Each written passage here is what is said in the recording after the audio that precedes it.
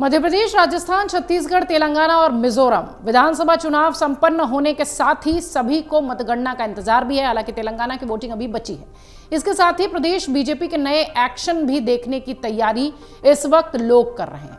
चुनाव परिणाम को देखते हुए केंद्रीय नेतृत्व प्रदेश संगठन के लिए लोकसभा चुनाव की तैयारियों को लेकर नए कार्यक्रम भी भेजेगा, यह भी पता चला है। अभी पार्टी को केवल प्रमुख कार्यक्रमों की ही पूरी तरह से जानकारी है और लोगों को भी वही जानकारी दी गई है। इसी फोकस को निर्देशित किया गया। पहला, अनुसूचित जाति और अनुसूचित जनजाति वर्ग के कार्यकर्ताओं का सम्मेलन करना और दूसरा, विकसित भारत संकल्प यात्रा के सक्रिय रूप से आगे बढ़ाना और सक्रिय भागीदारी निभाना। पार्टी के प्रदेश के महामंत्री आदित्यराम कोठारी के मुताबिक इन दोनों कार्यक्रमों की रूपरेखा तैयार हो गई है। पार्टी सूत्रों के अनुसार अभी तक केंद्रीय नेतृत्व का पूरा फोकस 5 राज्यों के विधानसभा चुनाव पर था, लेकिन अब लोकसभा चुनाव की तैयारी है। 3 दिसंबर को चुनाव के परिणाम आने के बाद पार्टी अपनी पूरी ताकत लोकसभा चुनाव के लिए फूंक देगी, झोंक देगी। इसके लिए केंद्रीय नेतृत्व प्रदेश संगठन को लोकसभा चुनाव को फोकस में रखते हुए नए कार्यक्रम देगा, ये भी तैयारी बताई जा रही है। इन कार्यक्रमों के साथ प्रदेश में बीजेपी नए एक्शन में नजर आएगी। राज्य की 5 लोकसभा सीटों पर अपना वर्चस्व बनाए रखने के लिए अभी पार्टी का 2 प्रमुख कार्यक्रमों में फोकस है। पार्टी के प्रदेश के महामंत्री कोठारी का कहना है कि 5 राज्यों के चुनाव परिणाम के बाद सांगठनिक गतिविधियों को लेकर केंद्रीय नेतृत्व से नए दिशा निर्देश प्राप्त होंगे।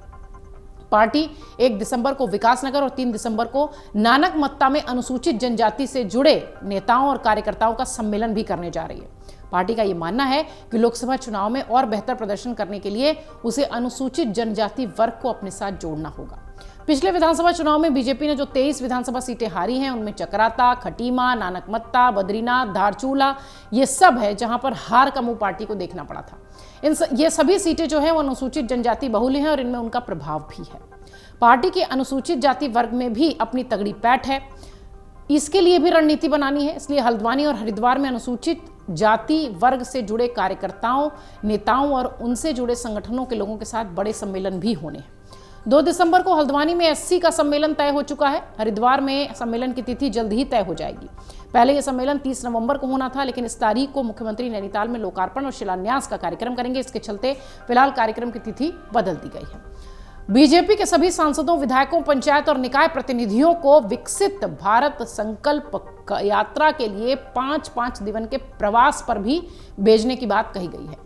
इन कार्यक्रमों के जरिए जनप्रतिनिधि अपने क्षेत्र की जनता को केंद्र और राज्य सरकार की उपलब्धियों और विकास योजनाओं की जानकारी देंगे।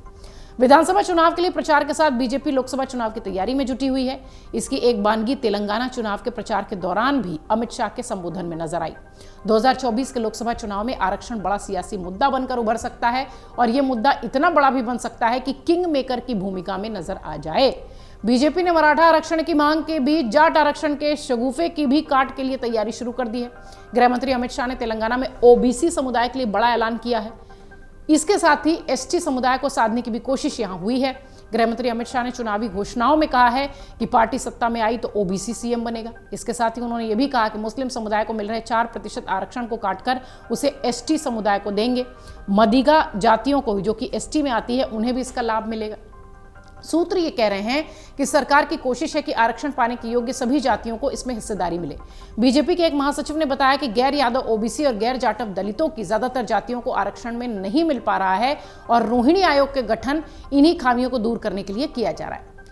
विपक्षी दल जातिगत जनगणना की मांग कर रहे हैं। इसका मतलब यह है कि संख्या के आधार पर उन्हें प्रतिनिधित्व मिले। लोकसभा चुनाव से पहले यूपी में विपक्ष की जाति जनगणना की मांग को मुकाबला करने के लिए, उनकी जो मांग है उसका मुकाबला करने के लिए बीजेपी पिछड़ी और अति पिछड़ी जातियों में पैठ मजबूत करने की कोशिश कर रही है। पार्टी ने 6 क्षेत्रों में संगठन प्रभारी और 98 में नगरों द्वारा जो प्रभारी तैनात किए हैं, उनमें 50 से 60% तक पिछड़ी और दलित कार्यकर्ताओं को जिम्मेदारी दी है।